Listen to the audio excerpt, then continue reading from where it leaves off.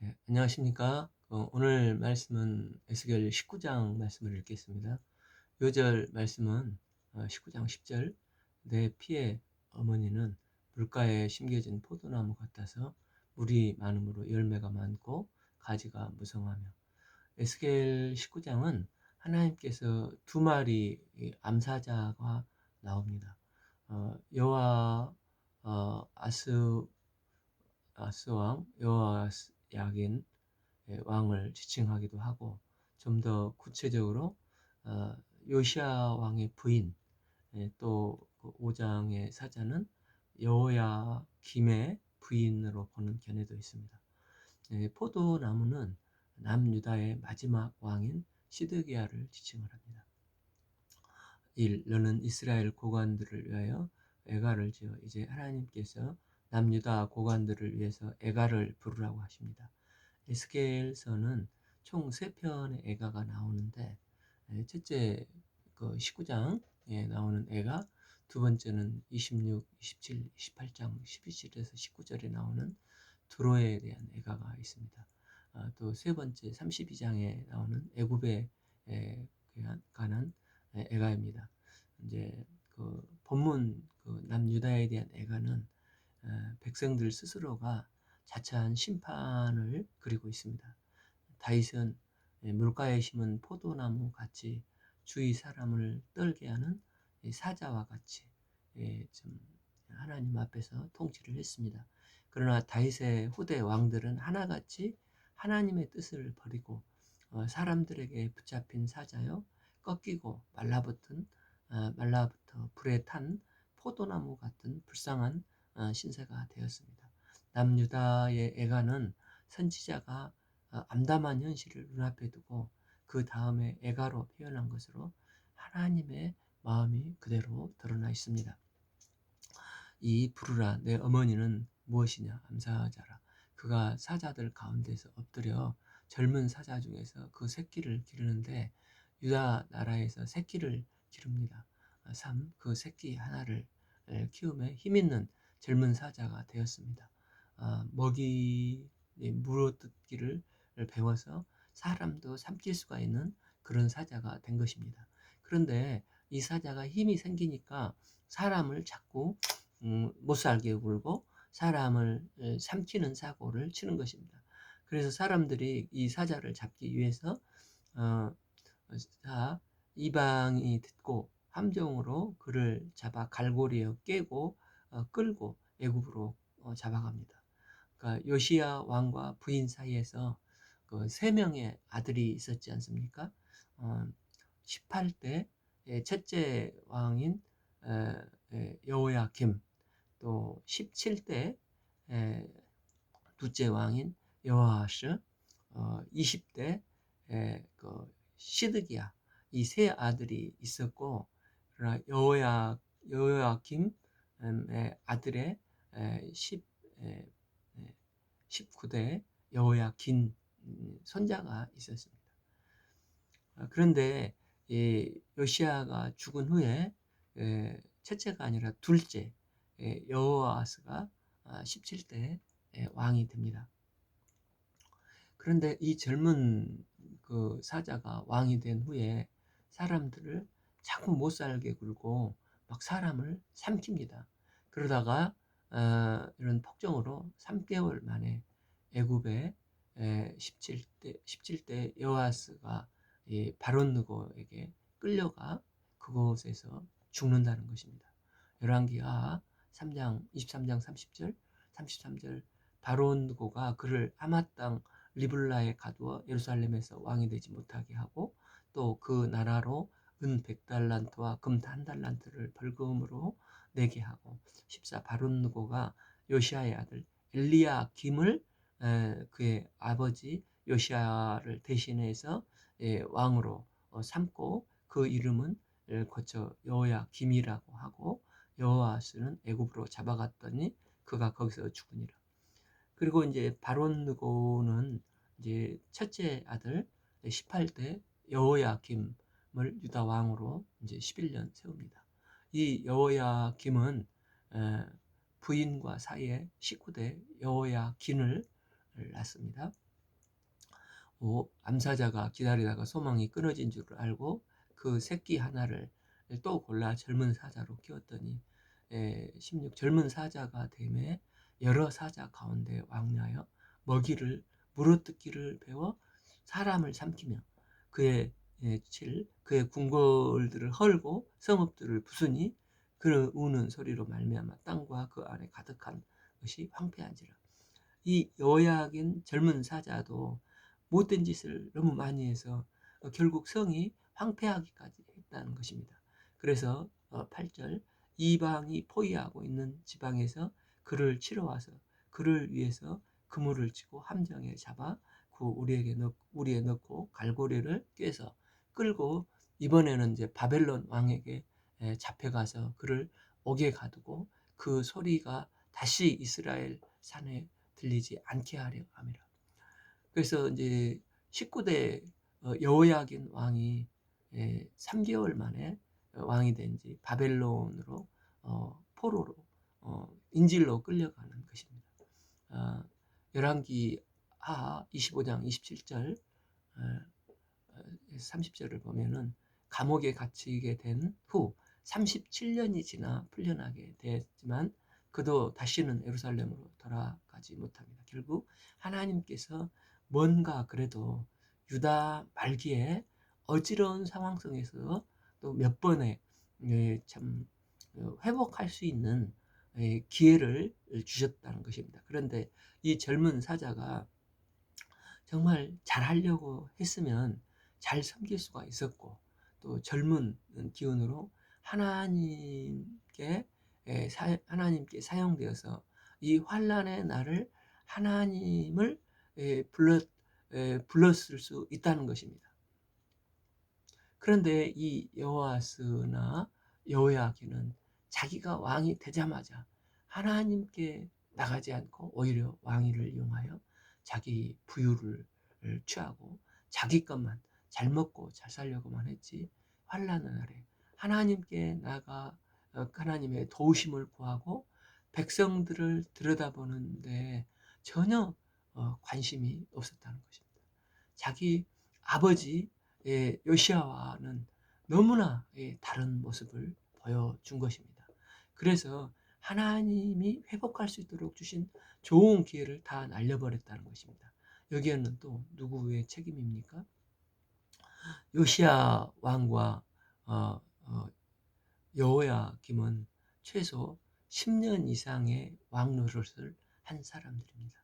이렇게 오랜 세월 왕위에 있으면서 이 부모들이 자녀를 낳고 양육하며 교육을 시킬 수가 있었었는데 그들이 젊은 이제 사자가 되도록 양육을 하는 가운데 신앙적인 교육을 충분히 할 수가 있었습니다. 그러나 그 부인들은 자녀 교육을 신앙적인 교육은 등한시했습니다. 사자가 사람을 움켜쥐는 것을 가르쳤을지는 모르겠지만 하나님께 예배하고 다윗의 길을 가는 거에 대해서 가르치지 않고 참 사람을 사랑하고 긍휼히 여기는 마음으로 살리고 자녀들이 하나님을 섬기도록 한 것은 전혀 그것은 가르치지 않았다는 것입니다. 그래서 이스라엘 역사 속에서 이 젊은 왕들의 실수가 뭐냐면 헤게모니에서 살아나고 무력으로 강해지고 경제적으로 눈치 보며 의지하고 강해지고자 했지만은 하나님을 섬기고 하나님 백성을 사랑하는 법을 그래서 제사장 나라의 꿈을 살아가는 법을 전혀 안 가르쳐 주는 것입니다. 그러다 보니까 새끼 사자들이 커가고 젊은 사자가 되었으나 그들이 할 줄 아는 것이 없어서 오직 자기 이득을 취하고 자기 백성들을 삼키는 이 나쁜 영향력을 끼쳐서 부담스러운 사자가 된 것입니다. 이 젊은 사자가 어릴 적부터 하나님을 섬기고 사랑하는 법을 전혀 몰랐다는 것입니다. 그러다 보니 주변 사람들이 이런 악영향을 끼치고 오히려 막 잡아먹으려고 하는 이 젊은 사자 리더를 오히려 싫어하고 죽이고 싶어 하는 것입니다. 그래서 결국 이방인들이 와서 이들을 잡아가 죽이게 되는 것입니다. 이것은 그 시대뿐만 아니라 오늘날도 마찬가지이지 않겠습니까? 우리가 왕들의 부모처럼 사람 잡는 법을 자녀들에게, 예, 사람들을 다루는 법을 자녀들에게 가르치기 쉽고, 또 공부를 가르쳐서 경쟁에서 승리하는 법을 가르치는 것만, 어, 그런 것을 가르치기는 쉽습니다.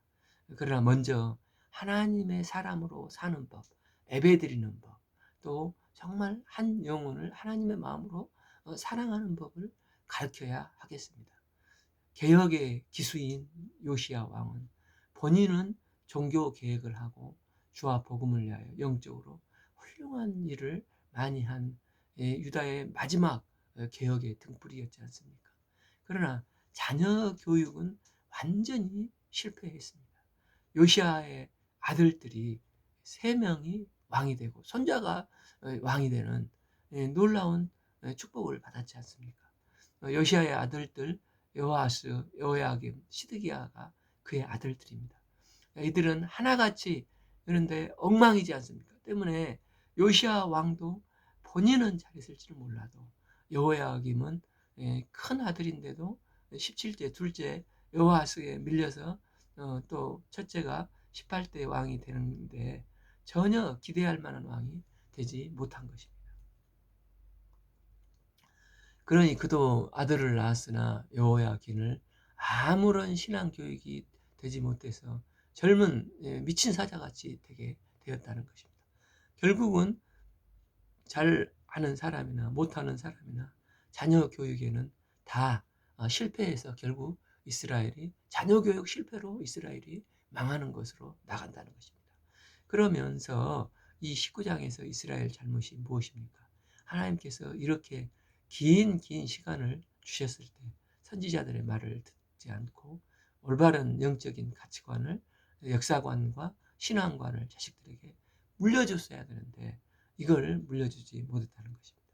이들이, 아들들이, 자식들은 젊은 사자가 될 때까지 사람 다루는 법, 사람 삼키는 법만 가르쳤다는 것입니다. 결국 이방인들에게 이들은 미움을 사서 둘째 여호아스, 손자 또 19대 여호야기는 끌려가서 이방인에서 결국 죽고 고국 땅을 다시 밟아보지 못하는 것입니다. 그리고 또 첫째 여호야김은 바벨론이 쳐들어오자 신하들이 그를 먼저 죽여서 바벨론에 바치는, 시드기야는 또 두 눈이 뽑히는, 끌려가게 된 그 자녀들이 왕이 됐지만 하나같이 다 비참한 지경에 이르지 않습니까? 이게 이스라엘의 자녀 교육의 실패가 이스라엘의 망하는 나라로 가게 됐다는 것입니다. 이런 실패를 했으면 지금이라도 진심으로 회개하고 하나님께 돌이키라는 것입니다. 우리가 정말 돌이켜 보니까 자녀들을 정말 잘 키웠습니다. 회개해야 됩니다. 지금 자녀들은 어떤 상태입니까? 조상들 때문에 우리가 이 지경이 됐다. 조상들의 시포도를 먹어서 부모는 우리가 이 지경에 이르렀다는 것입니다. 서로 또 원망하고 불평을 하고 있는 것입니다. 부모도 자식도 하나님 앞에 지금이라도 돌이키면 하나님은 좋은 길, 풍성한 길로 인도하시는 분이십니다. 우리가 지금이라도 깨어서 자녀들을 교육하며 또 자녀들의 신앙을 위해서 간절히 기도해야 하겠습니다.